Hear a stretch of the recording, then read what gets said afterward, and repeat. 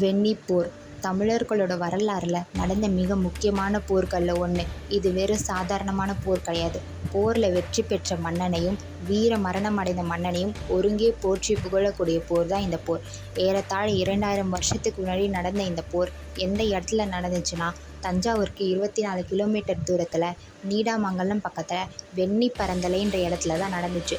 போர்க்களத்தில் ஒரு பக்கம் சோழ நாட்டின் இளம் மன்னன் கரிகால சோழன், மற்றொரு பக்கம் அவரை எதிர்த்து வந்தவர்கள் சேர மன்னன் பெருஞ்சேரலாதன், ஒரு பாண்டிய மன்னன் மற்றும் 11 வேளிர் குறுநில மன்னர்கள். அந்த போரில் கரிகால சோழனுக்கு மாபெரும் வெற்றி. ஆனால் போர் நடுவில் கரிகாலன் விட்ட வேல் சேர மன்னன் பெருஞ்சேரலாதன் மார்பு துளைத்து பின்புறம் வெளியானது. அதனால் சேர மன்னன் வடக்கிருந்து உயிர் நீத்தாங்க. வடக்கிருத்தல்னா அந்த கால தமிழர்களோட வீர மரபில் முதுகில் காயம் ஏற்பட்டால் அதை அவமானமாக கருதி வடக்கு பார்த்து அமர்ந்து சோறு தண்ணி இல்லாமல் இறந்துடுவாங்க. இந்த மாபெரும் போர் வெறும் வெற்றி தோல்வியை சொல்கிற போர் கிடையாது.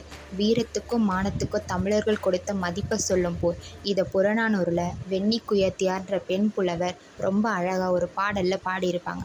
அது என்ன பாடல்னா, நளியிரு முன்னீர் நாவாய் ஊட்டி வழித்தொழில் ஆண்ட உறவோன் மருக கலியியல் யானை கரிகால் வளவ சென்று அமர் கடந்த நின் ஆற்றல் தோன்ற வென்றோய் நின்னினும் நல்லன் அன்றே கலிகொள் யானர் வெண்ணி பரந்தளி மிக புகழ் உலகம் எய்தி புறப்புண் நாணி வடக்கிருந்தோனே. இந்த பாடலோட பொருளை நான் கருத்து பெட்டியில் பதிவிடுறேன். கண்டிப்பாக எல்லாரும் பார்த்து தெரிஞ்சுக்கோங்க. மீண்டும் மற்றொரு தமிழர்கள் பற்றிய வரலாறு காணொளியில் பார்க்கலாம். அதுவரை நன்றி, வணக்கம்.